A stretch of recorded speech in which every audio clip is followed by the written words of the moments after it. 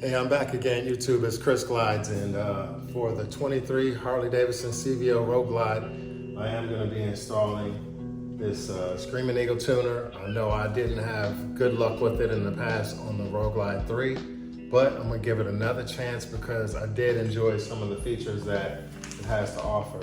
Today, I'm going to be trying to install it using the cable, the laptop connected to the bike, well, the bike connected to the cable connected to the tuner and the laptop, and see what kind of success we'll have. So let's do this together.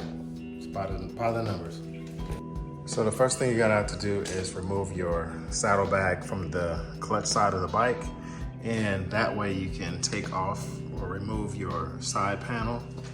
You are gonna need to use this red looking plug here, which you have to remove it from its from where it's plugged in at. Push down and pull that out. So we're gonna be connecting it to there. All right.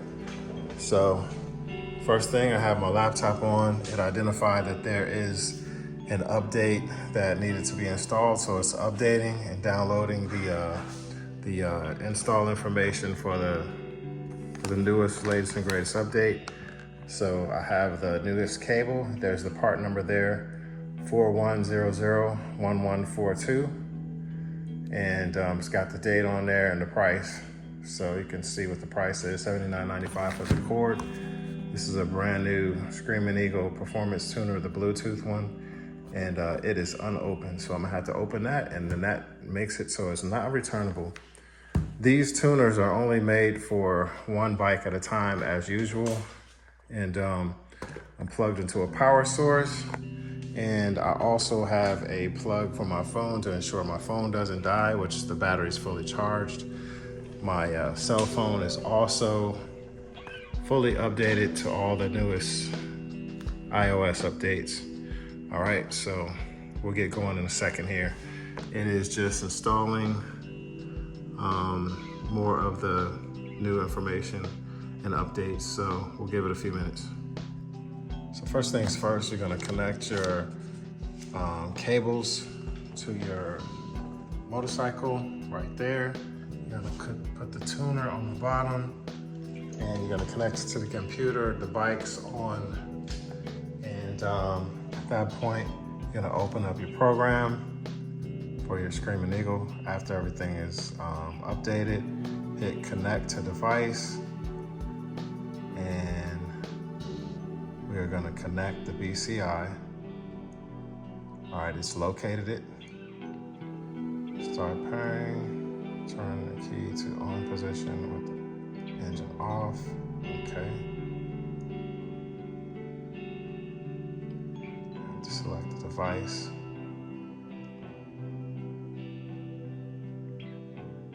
Pair, all right.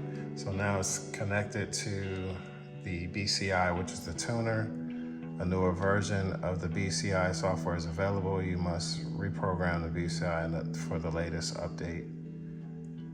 Basically, I'm kind of ad-libbing as I read.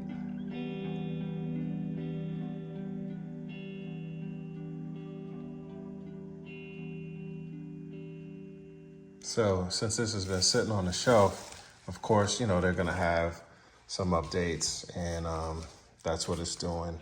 What happens is when you first open up the instructions, there's really nothing here. It tells you you have to go to certain sites and places just to get the instructions. So I was using another phone to get the instructions on what to do. And I read through that just to make sure, you know, I remembered how to connect everything. So, all right, so I'm gonna hit pause while this goes through this install file. So while this is running, it tells you some key information. You're not supposed to, you have to make sure the bike has power. So what I did, I have it connected to a battery tender to make sure the battery doesn't die. You do not want to disconnect the tuner while this is in the process, because it's actually taking everything off of the tuner and reloading contents back on. And it says key and run stop switch must remain on during the update process. That's what I meant. And it says when ready, click the program BCI to begin the update. So it's installing the files, waiting for the next move.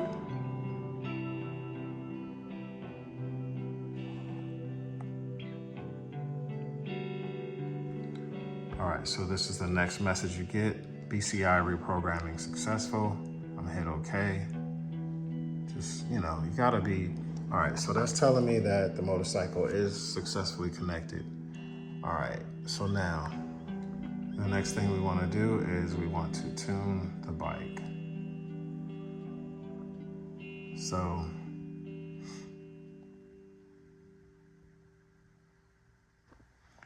I'm gonna hit load tuning calibration file. All right, so right here, it lists the motorcycle has my VIN and oxygen sensors, standard. I still have the factory headers and stuff on there, so it's gonna have the regular O2 sensors. All right, so I went back out, came back in. They do show the 121 stage 1 VVT right here. So I'm gonna click that for the stage 1. Selected calibration needs to be downloaded. Should this be downloaded now? Click yes. It's successfully downloaded.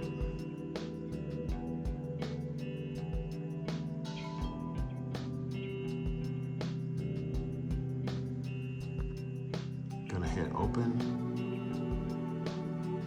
So please be sure the calibration you have chosen matches your vehicle's installed hardware configuration. An inappropriate calibration may make your vehicle non-compliant with EPA regulatory emission standards. Are you sure you want to continue with the selected calibration? Yes.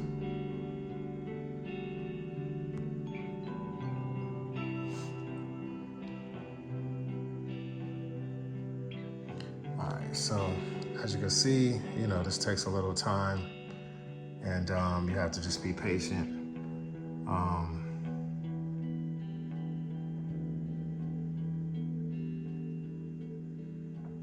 So it's just saying like, for this motorcycle, you can only use a base calibration for right now, which, you know, that sucks.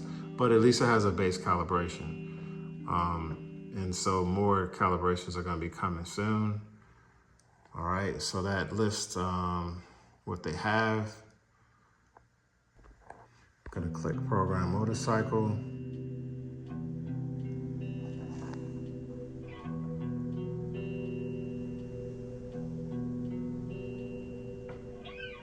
So I'm gonna turn off the radio prior to calibration program. All right, so I'll do that. Just a minute. All right, so on this bike, you're gonna have to go to where it says bike functions, go to infotainment and hit off. All right, so that's how you turn it off. We'll come back here and I'm gonna hit OK.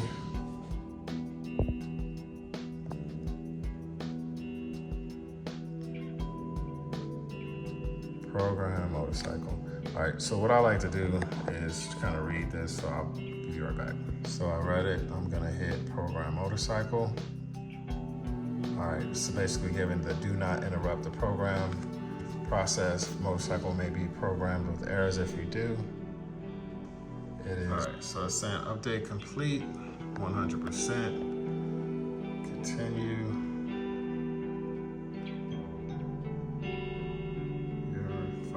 Calibration has been programmed to motorcycle. Your motorcycle now has custom calibration installed. You can repeat the process as many times as you would like to refine your calibration. Before continuing, you must turn off the vehicle ignition switch and run stop switch. Wait 20 seconds, then turn on the ignition switch to run stop. So let's do that.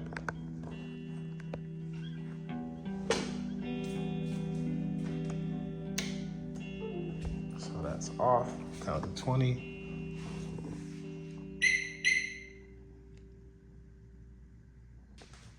Turn back on.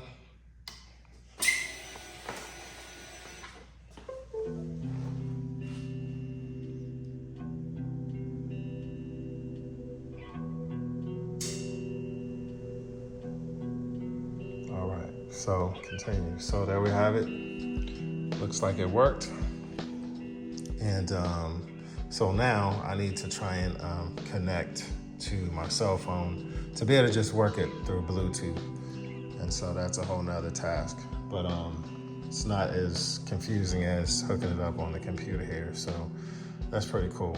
All right, guys, 1 minute. I'll let you know how it works. Turned off the bike, closed the program out, and what I want to do is I want to leave the tuner connected. So I'm going to disconnect the cables and put the tuner on here. I need 2 hands. I'll be right back. All right, so I'm leaving the tuner on. I used to leave it on my other bike, and it comes with a double-sided tape. So I'm going to tape it somewhere in here. I haven't determined where yet, but I'll leave it located inside there. My other one, I think I just like left it in here or whatever, but I'm gonna actually Velcro it down this time. And so yeah, I'll be right back.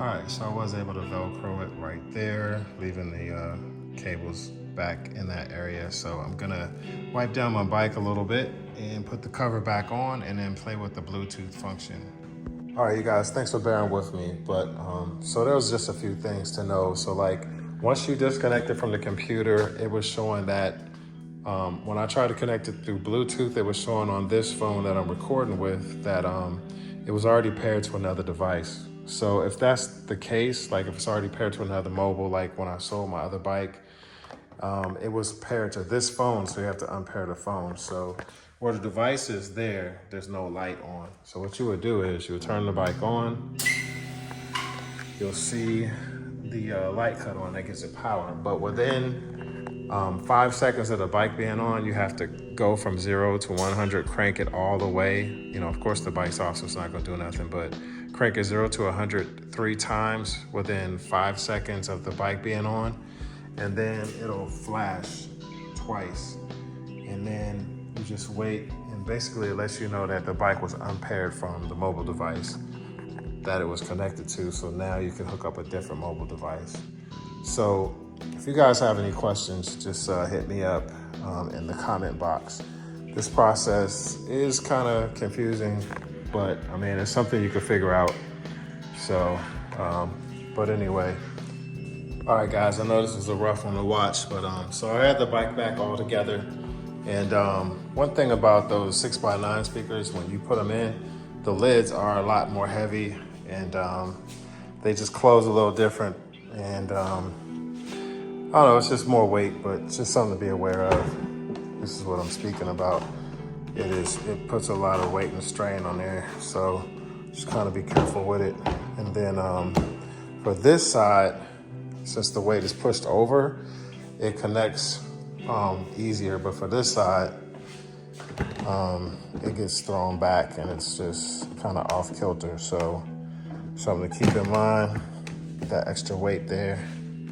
I'll get them to check it out tomorrow when I drop the bike off for first service. But anyway, so the tune is on, the heavy air breather's on.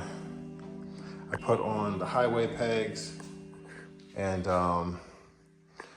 so I ordered some other parts that'll be coming in. I don't want to spoil it for you, but there's more parts coming in, and you'll be able to see me put those on soon. All right, so again, thanks for watching another episode of Chris Glides. I'll see you next time.